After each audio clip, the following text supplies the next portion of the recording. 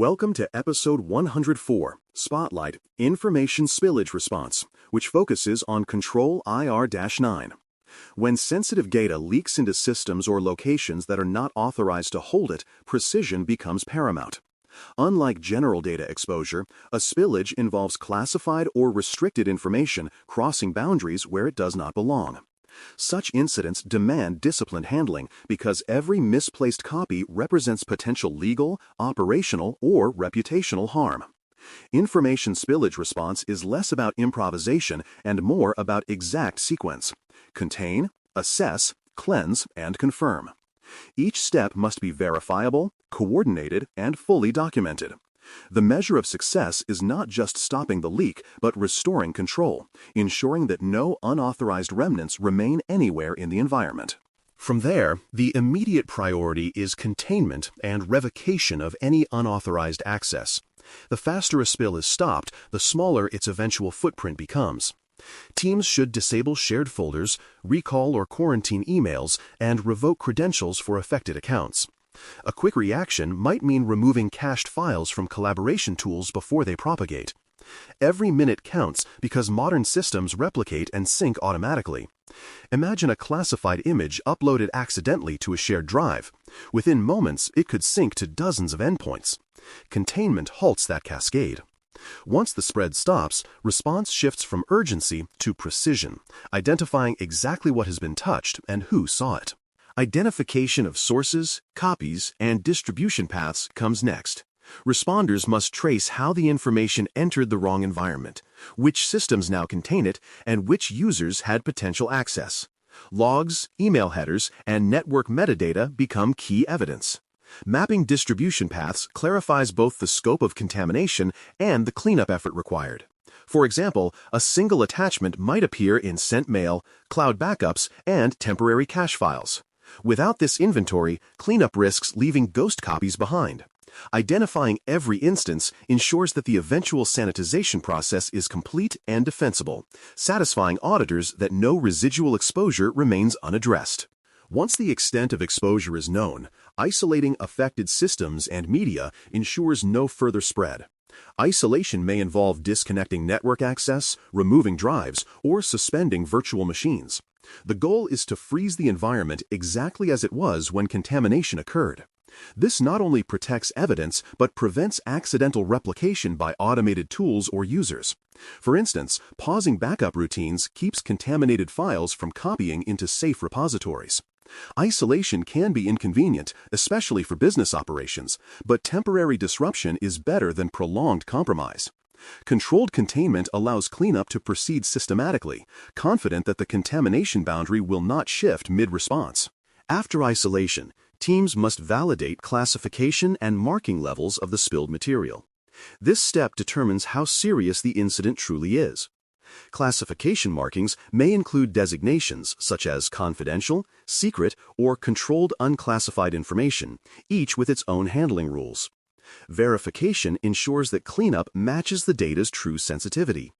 Misjudging this level can lead to either overreaction, destroying harmless data unnecessarily, or underreaction, leaving dangerous material exposed. Validation often requires consulting data owners or classification authorities. Their confirmation provides the legal and procedural basis for every subsequent action, ensuring compliance with policy and national or organizational mandates. Cleansing, sanitization, or destruction follows based on classification and medium. For digital media, that may mean overriding drives, re-imaging systems, or performing verified deletions with cryptographic methods. For physical media, shredding or incineration may be required. Each step must comply with established sanitization standards, and every action should be recorded. For example, a contaminated laptop may undergo secure wipe procedures followed by reinstallation and inspection before reuse. The goal is total removal of unauthorized data from all locations, not just visible ones. Proper sanitization closes the exposure and assures regulators that sensitive information has been fully eradicated from unapproved systems. Once cleanup actions are verified, authorities must be notified according to classification rules.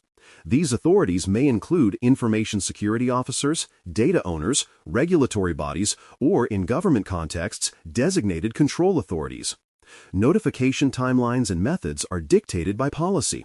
For instance, classified spills may require reporting within hours, including specific details about scope and containment. Failure to notify correctly can create compliance violations even if the spill itself was quickly resolved. Proper escalation channels ensure that oversight entities can assess risk, provide guidance, and confirm that corrective measures align with official standards. Timely notification also reinforces accountability and transparency throughout the organization. Attention then shifts to the human dimension. Users involved in the spillage event must acknowledge their role and complete retraining.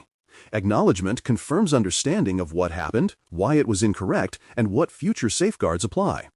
Retraining ensures that the same behaviors do not recur, whether the issue was mislabeling, improper sharing, or complacency with markings. For example, a user who mistakenly uploaded a restricted spreadsheet to a shared workspace might undergo refresher training on data handling procedures before system access is restored.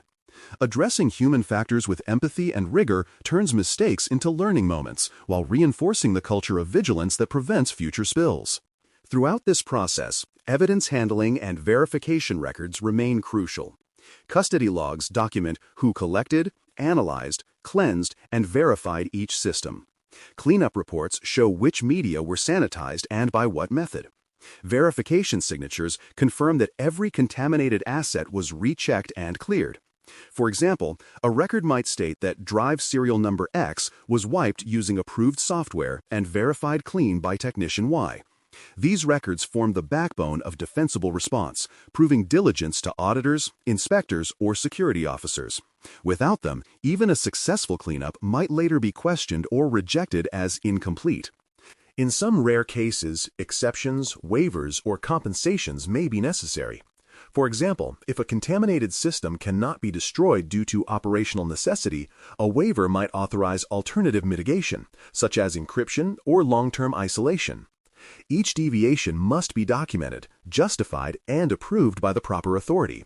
Transparency in these decisions protects the organization from later criticism and ensures compliance remains visible even when flexibility is required. The key principle is control. Nothing should be informal or undocumented. Every decision must have a clear rationale and an accountable signature behind it. After remediation, attention turns to prevention. Teams analyze root causes and apply fixes to stop recurrence. Technical solutions might include stricter access controls, automated classification checks, or warning prompts before transferring sensitive data.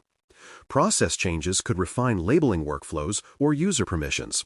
For instance, a rule might be added that classified attachments cannot be sent through unencrypted email gateways. Preventive improvements are the payoff of the entire process. They ensure that lessons from one spill translate into stronger safeguards system-wide, turning a reactive episode into proactive defense. Metrics then quantify effectiveness through indicators like time to contain, time to cleanse, and frequency of recurrence. These measurements show whether response speed and thoroughness are improving over time. For example, reducing average containment time from 8 hours to 2 demonstrates operational maturity. Metrics also reveal patterns. If the same type of spillage repeats, prevention efforts may need reinforcement. Measuring outcomes transforms compliance into continuous improvement, proving that procedures evolve instead of merely repeating. Data-driven assessment ensures that spillage response remains both responsive and progressive. In closing, rigorous and compliant spillage response reflects an organization's respect for its obligations and for the trust others place in its stewardship of sensitive information. Control IR-9 demands precision because mistakes here can carry national, legal, or reputational weight. When every containment, cleanup, and confirmation step follows documented procedure, confidence is restored. Spillage response is not just technical, it is cultural, proving that discipline and accountability run deep.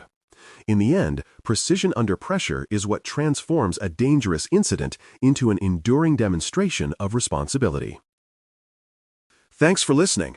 For more audio courses, daily newsletters, and more, please visit baremetalcyber.com.